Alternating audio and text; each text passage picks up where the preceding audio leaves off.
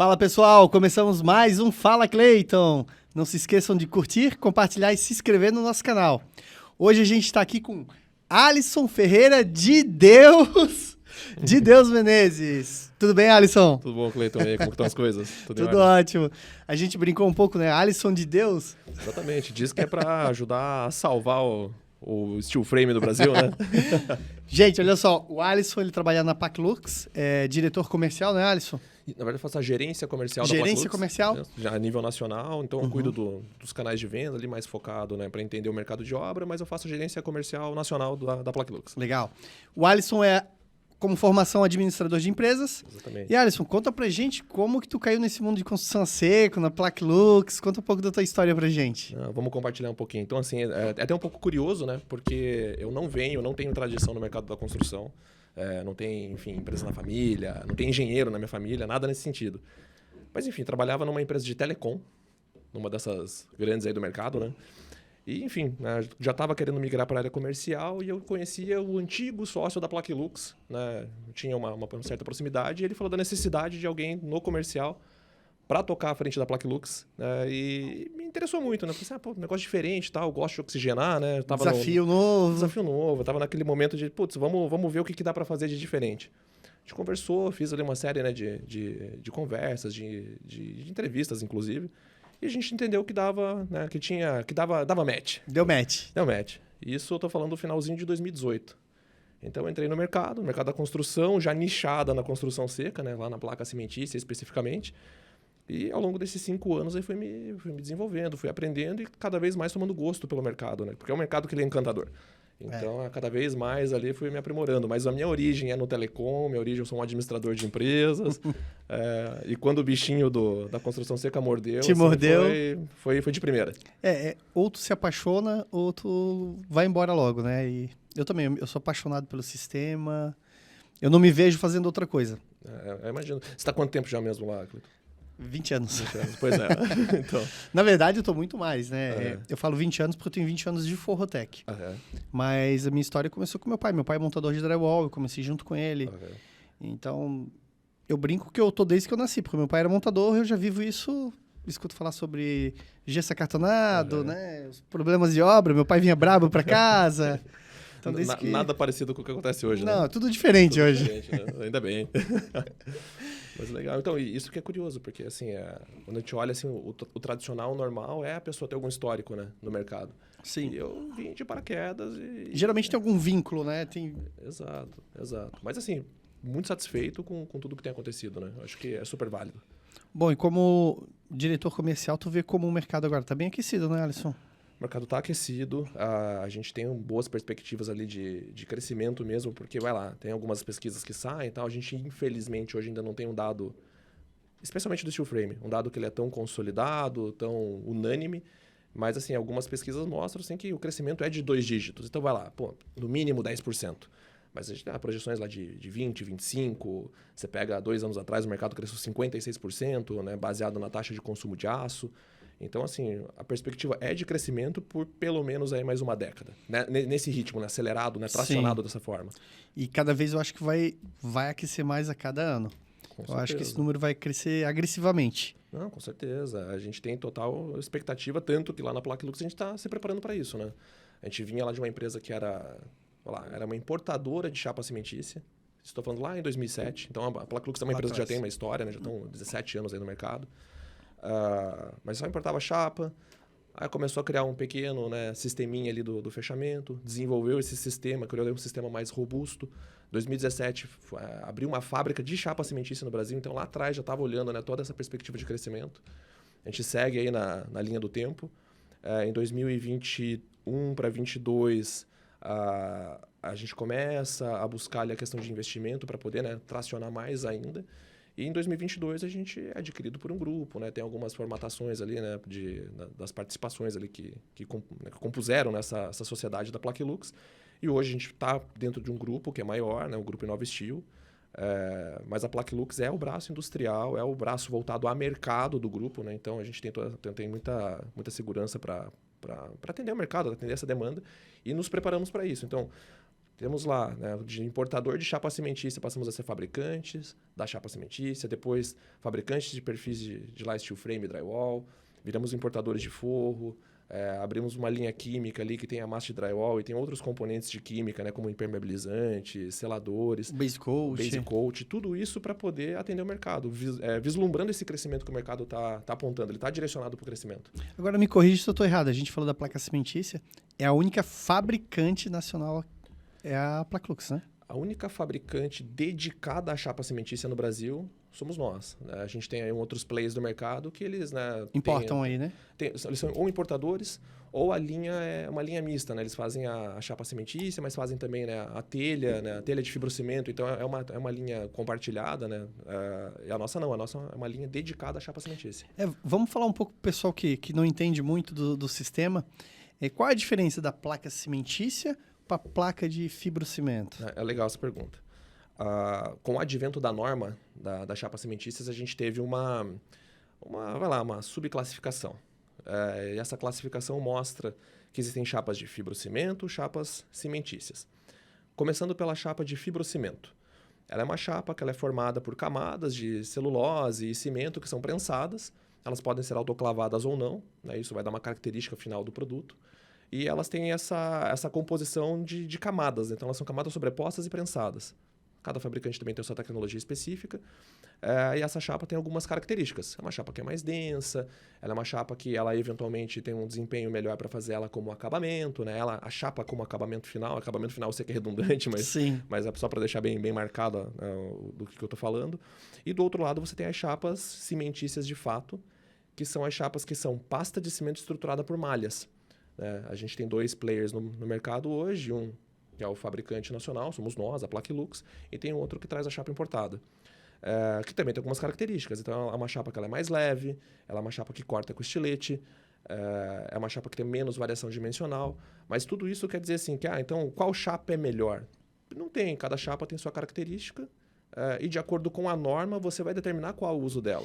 E embora elas são muito parecidas, elas são muito diferentes também, né? Exatamente. Elas falam assim, são chapas cimentícias. Pô, legal. Mas elas têm desempenhos específicos e elas têm aplicações específicas, né? Como eu falei, fibrocimento, usar como acabamento, legal, show de bola. Mas eu quero fazer uma parede ali que ela é renderizada, ela tem textura, aspecto monolítico. As chapas cimentícias, de fato, elas têm um desempenho que são mais adequado. De novo, uma é melhor que a outra? Não. Uma tem uma finalidade diferente da outra. É a mesma coisa que eu brinco quando eu falo assim, vamos correr uma maratona de chuteira? Beleza, pode ser que você consiga correr 40 km de chuteira. Eu acho que o teu joelho vai ficar no meio do caminho. E o pé não vai ficar muito legal também, né? Exatamente. Então, a gente tem muita clareza da finalidade. E a norma da chapa cimentícia, né, que rege o uso das chapas cimentícias, eu sei que é redundante também falar isso, determina isso de maneira muito clara para nós. Né? Legal. E as placas cimentícias, elas são fabricadas aonde hoje? A nossa chapa é feita na Bahia, no sul da Bahia. Município em Anagé? Em Anagé. Estudei. Não, tá ligeiro ali na geografia da Bahia. Mas a cidade de referência mais próxima para quem está depois ouvindo, quiser pesquisar, a cidade de referência é Vitória da Conquista. A gente está a 50 quilômetros mais ou menos da Vitória da Conquista. E é legal, assim, porque a Vitória da Conquista é uma cidade serrana, dentro da Bahia ali, né? E Anagé é a primeira cidade do semiárido. Então, o próprio clima também foi um fator decisivo da fábrica estar lá, porque ela ajudaria na cura das chapas sem a necessidade de estufas muito elaboradas, né? Então, ali é um ponto, do ponto de vista de chapa cimentícia, estratégico. Tinha uma questão também ali de matéria-prima, né, que é próxima, né? A gente pega cimento ali em Minas Gerais, tá tudo muito prático para nós, né? Então, mas é Anagé, a cidade. Quantos 1.000 metros quadrados vocês fazem mês? Sabe me dizer? Eu tenho um número muito pautado em quantidade de chapa mesmo. Como a gente tem uma dimensão única, nós nos acostumamos a falar muito de quantidade. Por placa. Quantas são? Mas a gente tem uma capacidade produtiva de 15 mil chapas cimentícias. 15 mil chapas? Às vezes 3. 15 mil, 45 mil... 45 mil chapas. 1.000 metros quadrados. 1.000 metros quadrados. É bastante coisa, né? Bastante coisa. Bom, agora, aonde são aplicadas essas chapas? Vamos lá. Então, aí sim, a gente tem lá o uso para elas para as fachadas, né? Então, hoje na nossa linha de produção a gente roda 5 espessuras, 6 milímetros, 8 milímetros, 10 milímetros, 12,5 e 15 milímetros. As chapas de 6 e de 8 para aplicações internas. Então, quero fazer uma compartimentação interna, onde eu vou ter uma presença maior de água, de umidade, que a própria chapa RU lá do gesso ela não seja suficiente. E ela vai como um revestimento da chapa de gesso? Não, ela poderia ser aplicada direto no diretamente drywall, no perfil a de do 6 drywall. milímetros? A de 6 também. Mas o mais indicado é de 8. Porque dela é um pouco porque a mais de 6 eu acho rígida, que ela pode flambar um pouco. Exato, a de 6 ela é muito flexível. Eu já usei de 6, mas o que eu faço? Eu faço como substrato uma placa de drywall e depois cola... Perfeito. E você deixa ela mais uniforme, Fica dá uma planicidade melhor, né? Isso. Então, assim, são opções. Então, para usos internos, para áreas molhadas, áreas úmidas, são aplicações interessantes. Ah, mas como que eu vou aplicar? Tem ali o passo a passo no manual, ele certinho, que vai explicar como fazer. E aí eu parto para as chapas mais espessas, que é de 10, 12,5 e 15. São chapas voltadas para o lado externo. A principal de 12,5. Então, quero fazer uma fachada, agora sim, né? De escola, de hospital, às vezes uma própria fachada decorativa de alguma loja, residência, né? Usa-se muito a chapa cimentícia hoje no Brasil para fazer residência. Prédios, né? Prédios, né? Então, às vezes eu tenho ali uma estrutura de concreto ou do aço pesado e eu quero fazer o fechamento dos vãos em chapa cimentícia e lá steel frame. Você consegue utilizar a chapa de 12 para fazer isso já está acontecendo, inclusive, em prédios residenciais hoje, né, Alisson? Exato. Você pega essas varandas gourmet ali, né? Todas essas varandas ali, boa parte tem uso da chapa cimentícia. É bem legal, então é bem versátil. Sim. E aí, subaplicações. Vou fazer um shaft de inspeção. Vou fazer um beral, uma platibanda. Né? Tudo isso todas essas aplicações são possíveis para chapa cimentícia. É sempre importante seguir todas as orientações do fabricante também, né? Perfeito. E a gente tem muita clareza em falar isso também, né? Do tipo, mas eu decidi usar a chapa da marca X. Eu quero usar o Base Coat da marca Y por preço. Olha, faz o seguinte, pega o Base Coat da marca X também, porque é o que está no manual desse fabricante. Se você tiver qualquer tipo de necessidade de acionar garantia, você está resguardado pelo que o fabricante falou. E a gente vê muito isso, né? Então, eu não sigo o manual, pulo etapas ou misturo produtos e o próprio instalador e o cliente final depois ficam reféns ali de uma garantia que eles não vão ter. Não, e para quem que ele vai pedir garantia? Para placa? Exatamente. Base Coat, pro aço? Exato. Para quem instalou? Exatamente. Até por isso que hoje nós temos essa solução mais verticalizada possível. Né? Hoje a gente tem lá do aço ao Base Coat, ou seja, a gente não faz obra, mas a gente entrega a obra cinza. Então, é da estrutura ao Base Coat. O kit pronto, né? Kit pronto. Tudo isso é possível fazer conosco. Justamente até pela questão da garantia. Você tem a garantia concatenada num único fabricante. Isso é bom para o cliente. E fachadas de alto desempenho? Certo. A gente tem algumas questões ali de, por exemplo, preciso fazer paredes corta-fogo, né? Uma fachada também que fosse corta-fogo. A gente consegue fazer algumas composições de chapa para poder desempenhar, inclusive laudado pelo Corpo de Bombeiro. A gente tem esses laudos, eles são públicos, né? Então, se o cliente precisar, né? Se é um instalador, enfim, se eles precisam desse material, a gente compartilha para resguardar tecnicamente a obra, né? Eu acho que hoje o nosso principal é a parede corta-fogo e uma fachada que a gente pode falar que é uma fachada de alto desempenho, que são as fachadas no sistema IFES, né? Sim. Aí é sensacional. Que vocês também têm, né? Que a gente também tem. Também tem, né? A gente tem, especifica. Inclusive, a gente vai fazer uma casa com uma fachada de alto desempenho para o meu amigo André, da Bull Investimentos. Que legal. Onde a gente vai usar todo o sistema da Placlux. Que bacana. 100% Placlux. E onde que vai ficar essa... Fica num loteamento aqui em Blumenau, chamado mesmo. Privilege. Privilege é uma casa de 250 metros quadrados, mais ou menos. Entendi. O que é legal do sistema EFES numa cidade como Blumenau é porque ela vai ser posta à prova por conta do clima, né? Por conta do clima. Aqui é bem agressivo. Eu deixei bem claro para ele sobre o EFES. E ele não teve nem dúvidas na escolha. Né? Ele confiou em mim e a gente vai utilizar lá. Que legal. O sistema EFES a gente tem visto algumas aplicações que são bem legais, assim. Então, algumas aplicações que de fato a busca é o conforto térmico acústico ali por... Desculpa, acústico não, conforto térmico. O acústico vem por... Vem junto, exato, né? Vem no pacote. Vem no pacote, não é mas o conforto térmico. Então, assim, a gente teve uma experiência de uma residência em Chapecó, que também Chapecó também é um clima bem agressivo, né? Bastante. Temperatura alta, quando é alta é muito alta, baixa é muito baixa. Presença de muita chuva, muita umidade. Similar com o que a gente tem aqui em Blumenau, mas eu acho que o Blumenau ainda é mais agressivo. Muito, aqui é muito. E aí a gente fez o sistema EFES lá porque o cliente queria uma casa com um desempenho térmico superior. Então foi feito o EFES lá. departamento técnico analisou a zona bioclimática para determinar qual que é a espessura. Então, assim, o pessoal acha que às vezes, sistema AFES é usar isopor, é só colocar o isopor ali, tá tudo certo. Primeiro que AFES não é isopor, né? Exatamente. É diferente. E acho que isso é legal. Explica pro pessoal o que é o AFES. Então, assim, lá dentro das aplicações da construção seca, e é legal no nosso sistema que a gente tem como se fosse uma bifurcação entre o sistema DEFES, que é o sistema de aplicação direta do acabamento sobre o substrato, fazer uma tradução bem livre, assim, e o sistema AFES, que é um sistema de isolamento térmico pelo lado de fora. Né? Também tradução bem livre. A base para poder fazer ambas as aplicações é a aplicação da chapa cimentícia de 12 na estrutura de aço com tratamento de junta.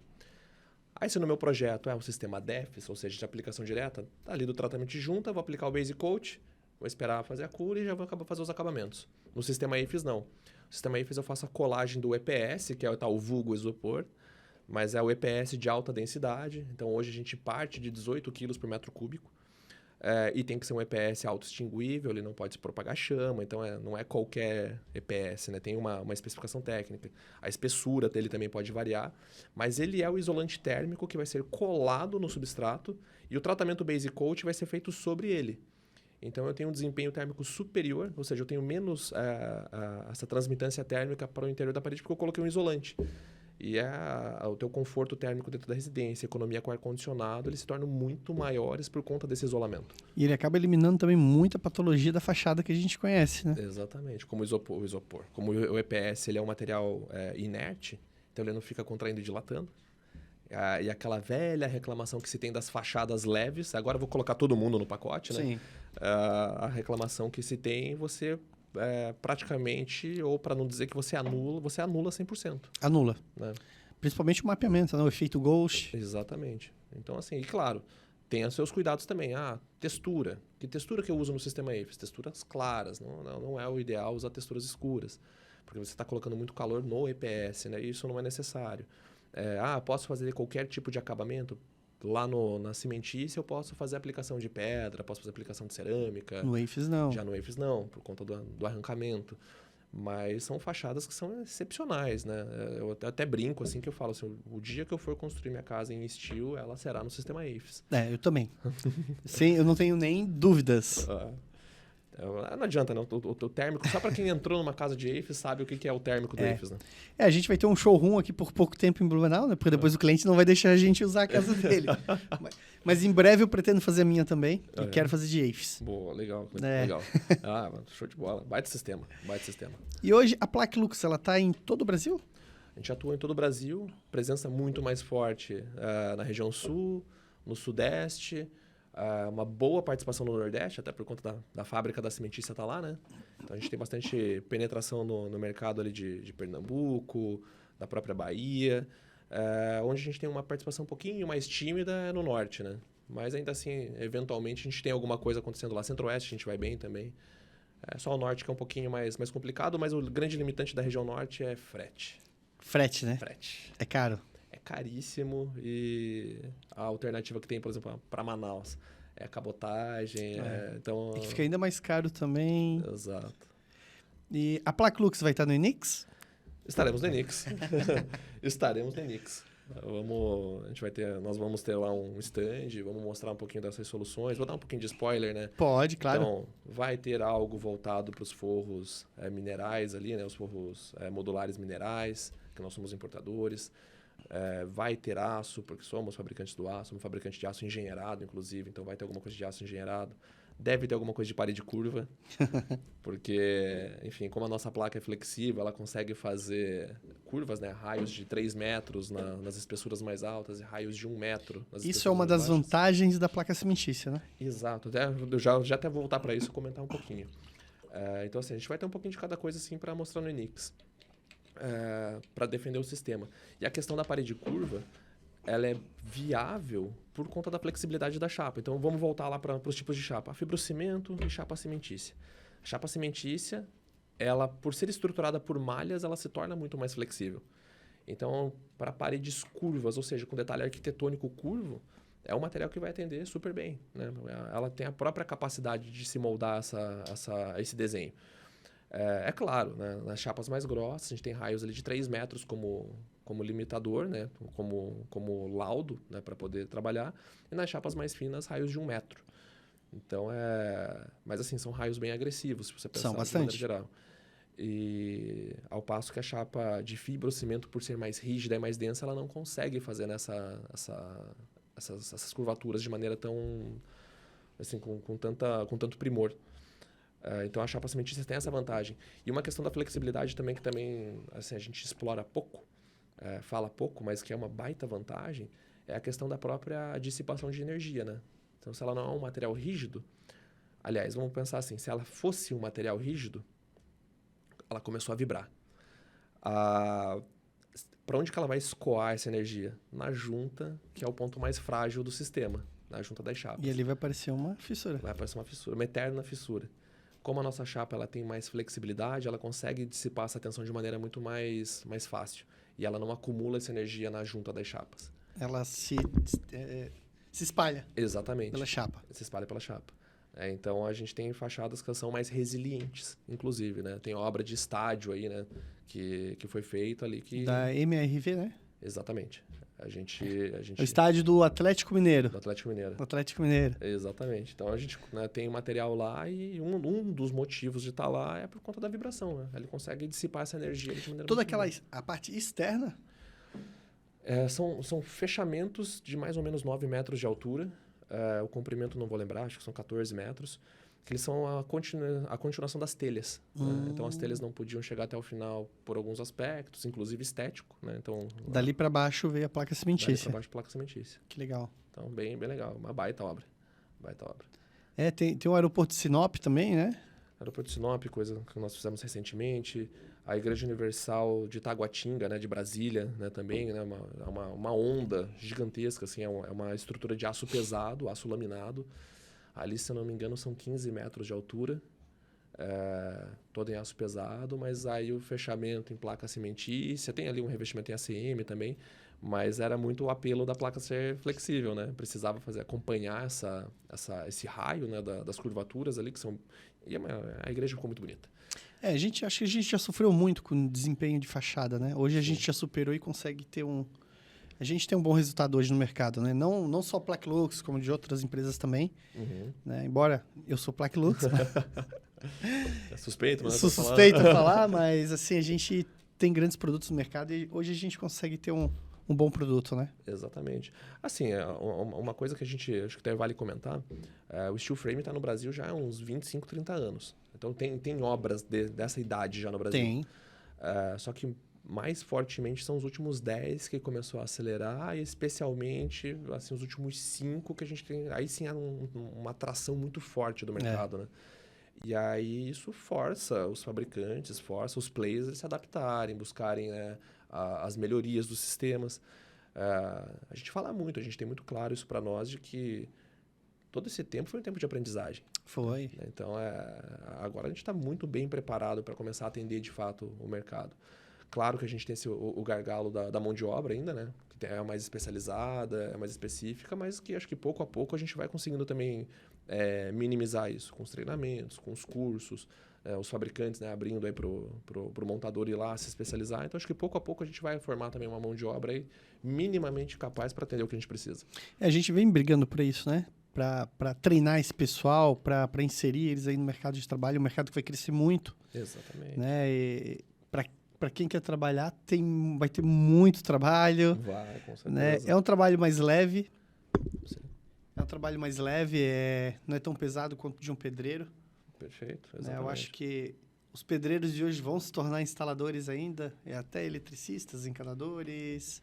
Exato. Até assim, eu não tenho essa experiência, mas é muito de ouvir nas pessoas, né?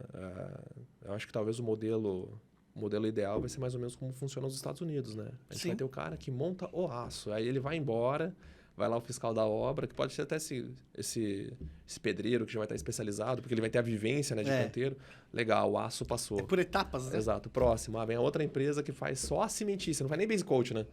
Mas será que a gente chega nesse processo aqui no Brasil. Como eu falei, seria o supra-sumo, eu acho. Porque aqui a gente está orçando a obra e fica 2, 3 meses negociando, vai e vem. E quando tu fecha, tu tem que começar no outro dia, tu tá atrasado. Exato. Tu não tem esse tempo de fazer uma etapa, tu já faz uma etapa, já vem fazendo a outra, o eletricista vem, o encanador fecha a parede.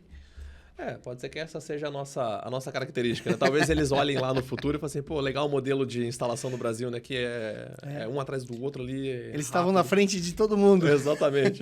Só estavam tímidos. Pode ser que seja uma... Porque, cara, nesses 20 anos de empresa, eu nunca peguei uma obra que eu tive um prazo para tocar a obra. A gente sempre entrou atrasado, com a obra atrasada, tendo que recuperar tempo. E que bom que o nosso sistema permite ainda... né, a gente correr atrás desse tempo aí muitas vezes, né? Porque, de fato, né, prazo de obra é um troço complicado. É muito, muito, muito complicado. Assim, do teu dia a dia, assim, você lembra qual que foi o maior... Assim, cara, eu tenho, sei lá, X tempo para entregar, ou, enfim, já estava atrasado, mas eu quero dizer assim, mas eu tenho X tempo para entregar, Sim. Como é que eu vou resolver essa bucha? Foi um cinema, isso deve fazer uns 10 anos atrás, mais ou menos, não lembro. E foi em Criciúma, num shopping, que os caras, eu fechei, aí eles me ligaram que eu estava atrasado, que eu tinha que começar urgente. Eu fui lá fazer uma vistoria técnica, cheguei lá não tinha cobertura. Nossa. Mas assim, a pressão foi tão grande que eu tive que começar a obra sem cobertura. Entendi. Só que eram paredes altas, era estrutura de steel frame. A gente começou, né? Mas a obra não tinha cobertura. Caramba, que doideira. E a gente executou. Entendi. Entregamos no prazo. Entendi. Mas foi corrido. Eu posso imaginar, foi corrido. E qual foi o teu maior desafio de obra? A obra mais complexa que vocês pegaram? Algo que tu pensou, cara, não vai dar? Como a gente está na ponta da cadeia ali, né? A gente é fabricante e fornecedor, eu não sinto tanto esse impacto do cliente, do prazo. Eu sinto muito o impacto do instalador, que daí ele está com o prazo apertado, e aí ele pressiona a fábrica para poder mandar o material rápido. A tua parte é a parte feliz do mercado, né? Tu vende o material, entrega, tá tudo certo. Exatamente. O mundo, é um bom mundo para ser, é um bom lado para citar. Mas assim, brincadeiras à parte, na verdade, o dia a dia é corrido, porque assim, então, como todas essas obras, elas estão sempre com prazo muito apertado e estão comprando ali no fabricante, seja via distribuição, seja via instalador, o prazo vem sempre, todas as obras vêm atrasadas para nós, né? Daria para resumir assim. Porque se eventualmente uma obra ou outra ela está atrasada, quando ela chega no fabricante, né, todas estão. Mas assim, no limite, o nosso desafio maior é quando tem cadeia logística muito complicada. Então, obras que a gente já atendeu no Mato Grosso, no Mato Grosso do Sul, que, beleza, nem são cidades tão longe, não são estados tão longes, mas já travam um pouco a questão de frete. Uma obra no Ceará também é curiosa, assim, né? Era um Alphaville e, enfim, era uma obra de residência de alto padrão, ok, normal. Só que ela tinha alguns complicadores, complicador do frete, era um deles. Aí o material chega na obra, aí você vai fazer a aplicação dos materiais. O Base Coat, ele tem um range de temperatura que ele desempenha, né? Você não pode aplicar quando está muito mais quente de 27 graus, 27, né? 28 é o limite de aplicação dele. E aí o pessoal fala assim, cara, mas 27 graus está às 4 da manhã. Lamento, vocês vão ter que fazer Vou ter que trabalhar de madrugada. Lamento. Então, assim... Esse tipo de desafio é o que vem para nós, assim, né? Aproveitando essa deixa que tu falou dos 27, 28 graus, qual a patologia que pode acontecer se passar o Base Coat com a temperatura superior? É uma má cura do Base Coat, ele perde resistência mecânica. Então, como ele desidrata muito rápido, ele fica farelento. Dá pra, em português bem claro, assim, né? Então, ele fica parecendo aquele reboco com uma areia ruim. Exato.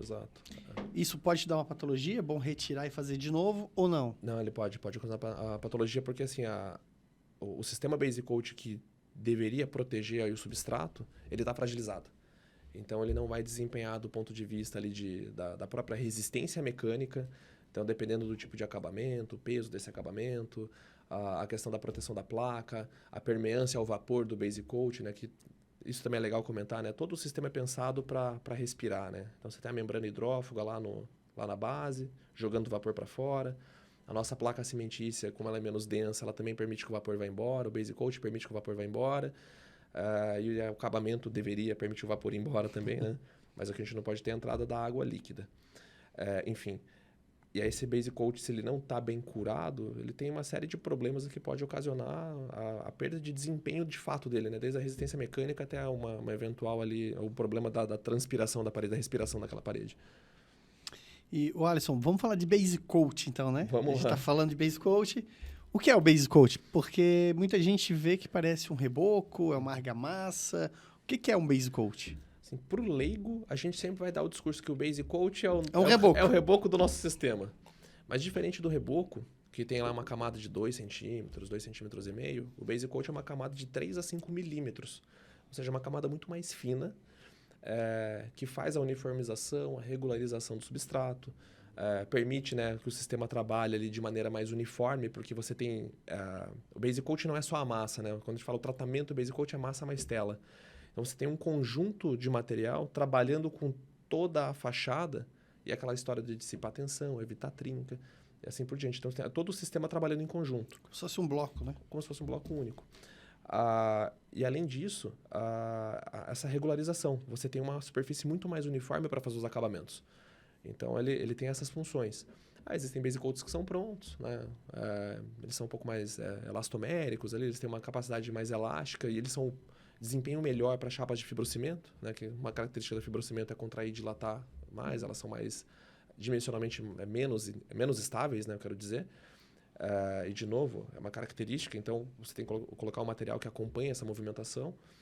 E tem o base coat pó, que é de preparação na hora, né? Então, beleza, você tem por manual, por regra, vou pegar o nosso de exemplo, é 4,2 litros de água para cada pacote de 20 quilos.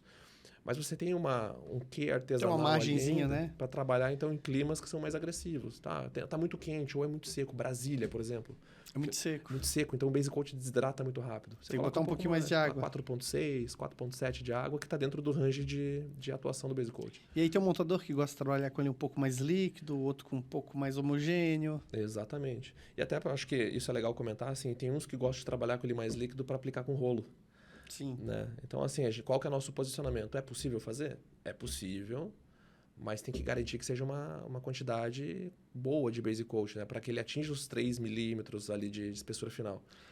Eu acho que ele pode cobrir a tela, né? Exatamente. Ele tem que cobrir a tela, ela não pode ficar aparente. Exatamente. Ali tu já consegue ter essa espessura aproximadamente ali de 2, 3 milímetros, né? Exatamente. Porque a gente já viu, assim, acontecer patologia do tipo... base coat com pouca aderência ou a tela com pouca resistência à tração. Aí você vai ver a espessura do base coat 1 milímetro e pouco, assim. Porque passou muito líquido com o rolo, não deu espessura. E quando foi dar o acabamento, enfim, aí você matou de vez a espessura do base eu coat. não gosto de deixar passar com rolo. Eu gosto de fazer na desempenadeira. Eu acho que é a melhor forma. Eu assim, a percepção que eu tenho é que a desempenha funciona melhor. Funciona melhor, eu também Exatamente. acho. Você garante, né? Você imagina, você passa muito mais massa no começo. E às vezes você nem precisa fazer uma segunda demão. Né? Você passou massa suficiente, a tela ficou embebida ali naquele base coat, você só alisa ela. Só dá uma alisadinha e dá uma ajustada ali para esconder a tela em alguns pontos e tá pronto. Exato, perfeito. Eu prefiro também. E eu falei, é legal pela questão do acabamento, né? Você tem aquele base coat bem feito, você facilitou a vida lá depois do pintor lá, que vai aplicar a textura e vai ficar legal. E... para passar para o pessoal, quando a gente aplica o base coat, precisa passar massa corrida? Não precisa? Pode pintar em cima direto? O ideal é seguir com todas as etapas da pintura, né? É claro, a gente sempre vai dar prioridade para materiais lá que sejam os respiráveis, os transpiráveis. Mas segue com todas as etapas da pintura normal. Porque o base coat, apesar de ficar extremamente uniforme, ele é extremamente liso. Você ainda, se você quer um acabamento superior, né, a massa ela vai regularizar, né? Exatamente. Vai tirar qualquer imperfeição que tiver da parede. Exatamente. E tinta elastomérica? Desde que respirável. Desde que respirável. Isso tem que cuidar, né? Porque tem tinta elastomérica que não é respirável. Exato. É uma coisa que a gente também aprendeu na prática, né? Então, você vai lá, pensa em todo o material respirável. Aí chega no acabamento, ele estanca a parede. E aí você tem todo aquele vapor indo embora, né? Passou a membrana, passou a placa, passou o base coat, chegou na pintura. E esbarra na pintura. Exato, uma borracha. Aí você vê aquelas paredes... Isso, detalhe, isso não é só no steel frame, não. É na alvenaria. Na alvenaria. Vamos ser justos. É que na alvenaria o pessoal acha que é normal. Fez uma bolha na tinta, é normal. Fez a alvenaria pode, né? A alvenaria pode tudo. Se é steel frame, não pode. Não pode, não passa. Fez uma bolhazinha, fez uma fissurinha ali. Aí, steel frame não funciona. Não, funciona bem. É que a gente é exigente mesmo. E tem algumas marcas aí no mercado consolidadas que tem um bom produto, né? Exatamente. Tem marcas que fazem produto específico para o sistema, né? Sim.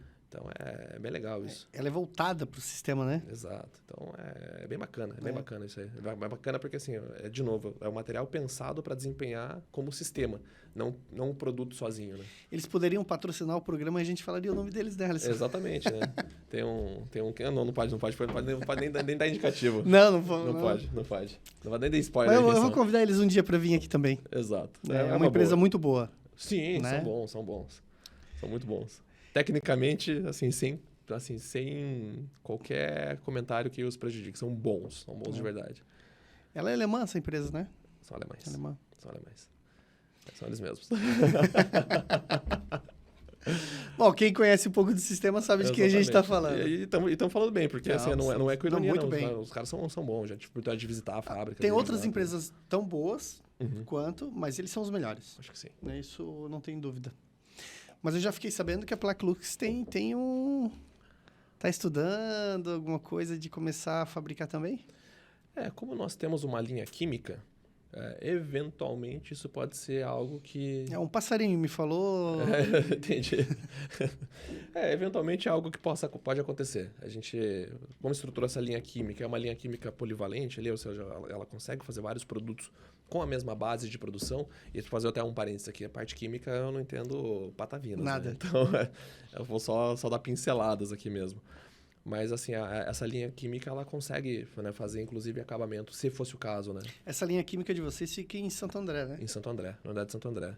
Lá em Santo André fica a linha química, né? Toda a divisão química está lá. Inclusive, o Base Coat, que era fabricado no Paraná, subiu para Santo André agora.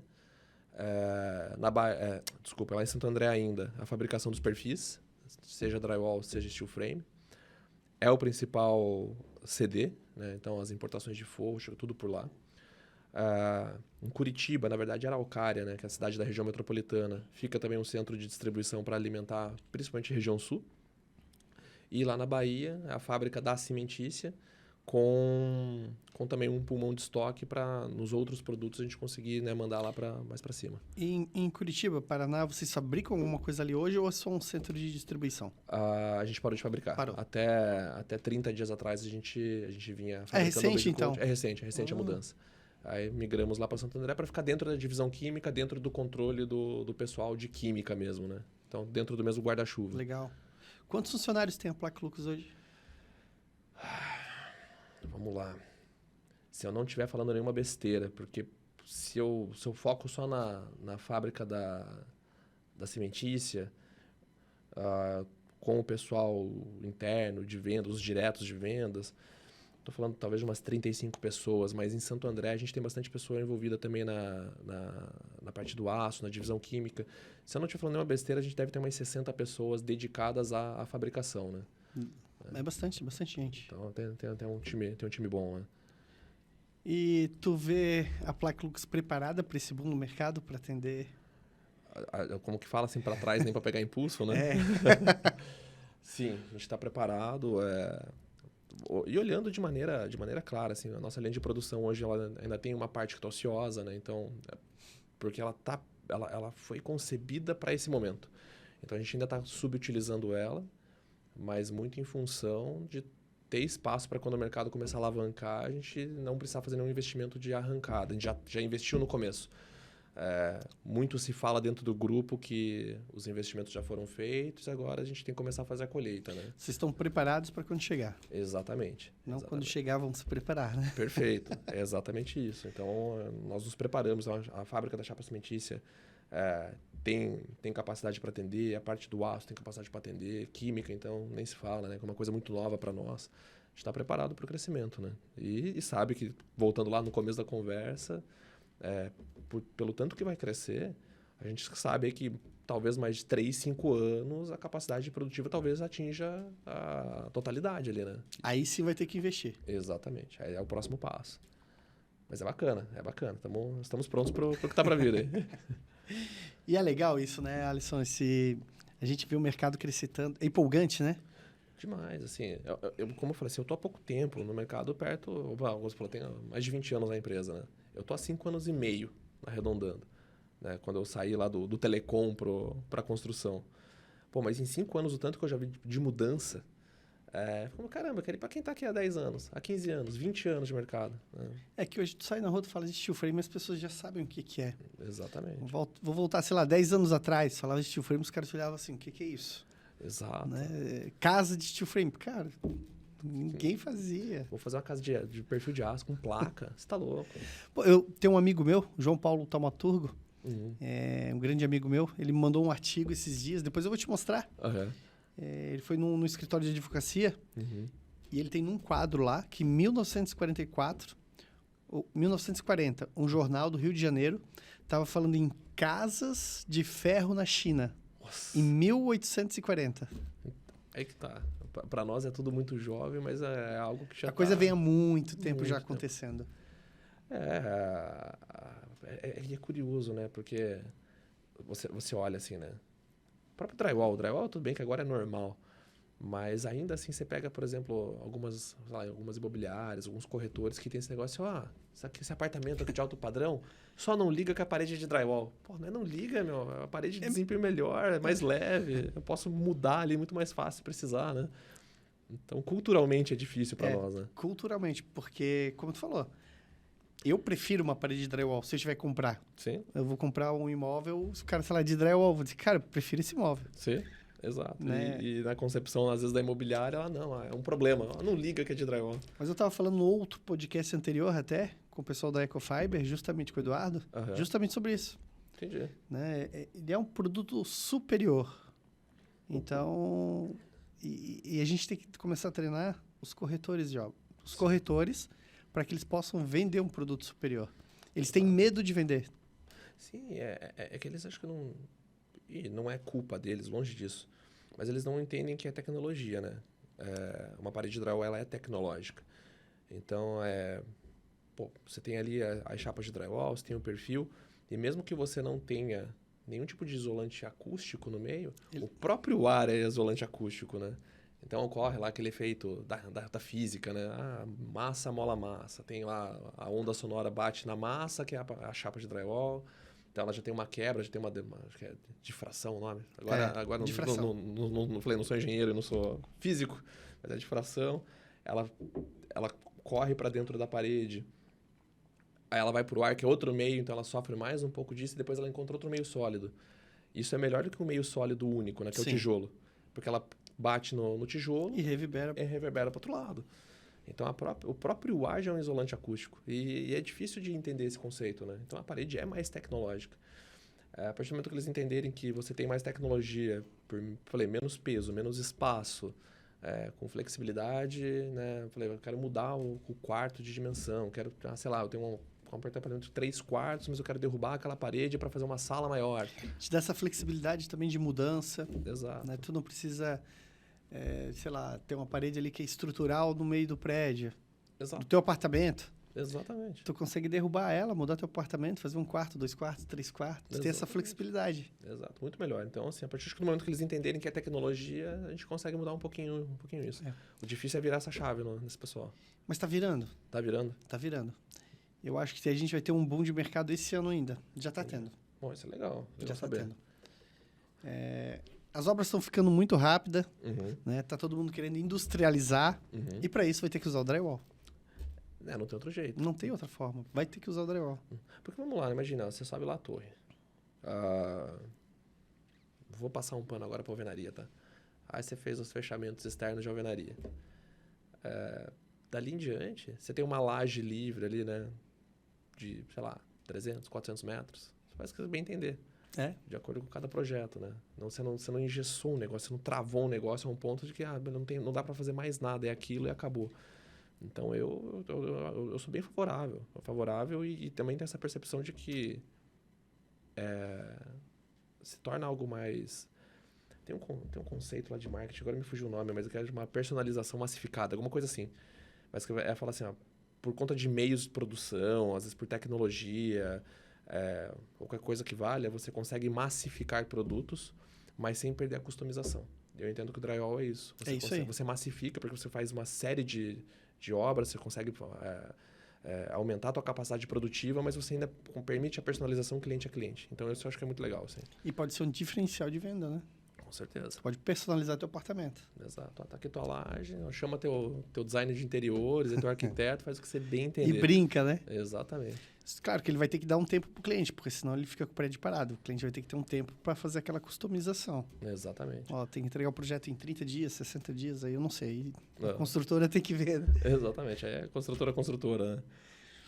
E, Alisson, quais os maiores desafios que tu vê no mercado?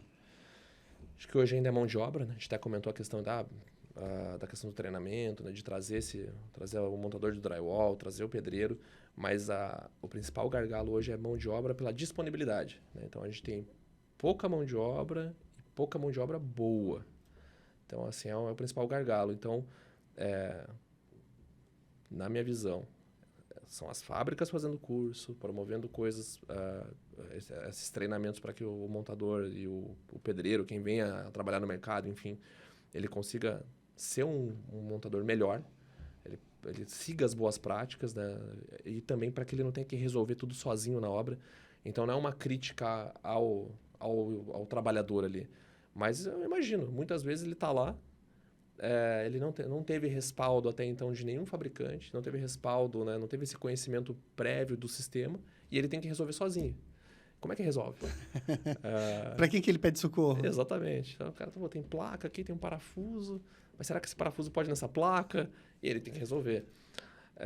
Mas eu acho que é papel dos fabricantes, então, promover os cursos, fazer as parcerias locais ali via Senai, né? A gente fez algumas ações nesse sentido, né, com o Senai para poder fazer uma capacitação de mais longo prazo. Eu estou dando aula no Senai. Estou dando aula no Senai sobre construção seco. Mas voltada para interna ou já falando de fachada também? Não, voltado para steel frame. De steel frame. Puta, que legal. Isso é sensacional. A gente termina amanhã, esse treinamento amanhã com o pessoal lá. Foram 5 sexta-feiras. Entendi. Pô, isso é bom pra caramba. Foi muito legal, muito legal. Porque precisa. Precisa. Às vezes a gente até tem isso, assim, né? O cara do drywall, ele... Claro que ele tem conhecimento de montar sistema de placa, parafusamento, perfil.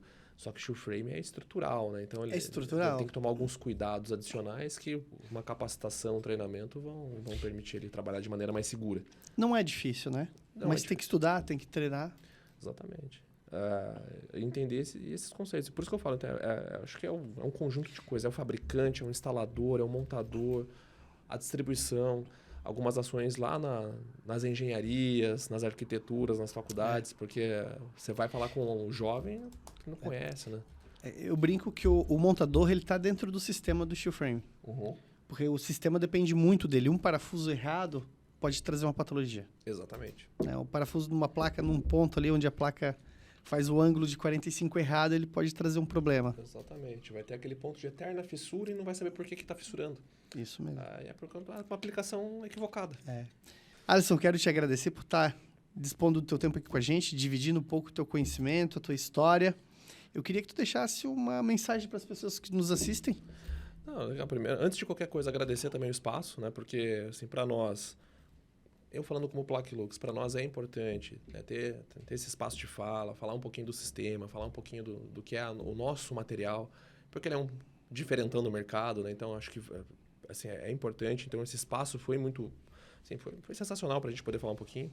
Pessoalmente também, né? Para me expor um pouquinho mais como profissional, como é que eu cheguei até aqui. Então, essa primeira mensagem é de agradecimento. E, assim, para o público é muito uma questão de... Assim, que a gente chegou no ponto... Onde a gente sempre quis chegar. Exato, é o ponto que não tem volta. Então, assim, daqui para frente a gente só vai continuar evoluindo. Eu acho que o sistema já se valeu, o sistema já provou para que ele veio. A gente tem, assim, total convicção de que ele funciona, a gente tem normas específicas para isso, a gente tem Caixa Econômica aceitando como projetos para financiamento. Então, acho que todo o pano de fundo que a gente precisava para que o sistema agora decolasse. E eu gosto muito da palavra tracionar, né? De tração. A gente chegou no ponto de tracionar o mercado. Então, quem não entrou ainda, a hora é essa de entrar, porque é a hora que vai alavancar. Eu acho que quem não entrou já está ficando para trás, né? Exatamente, Cleiton. Então, Alisson, obrigado. Valeu, Cleiton. Tá? Obrigado. Vamos mandar um recadinho pro Fábio Dinho. Eu acho que ficaria legal botar aqui a Plaquilux aqui atrás também, né? Seria legal. Mandar um recado pro Fábio lá. Né? Vamos fazer um corte e mandar para ele depois. Obrigado. Pessoal, estamos encerrando aqui mais um Fala Cleiton. Não se esqueçam de curtir, compartilhar e se inscrever no nosso canal. Um abraço. Valeu, pessoal. Tranquilo? Tranquilo.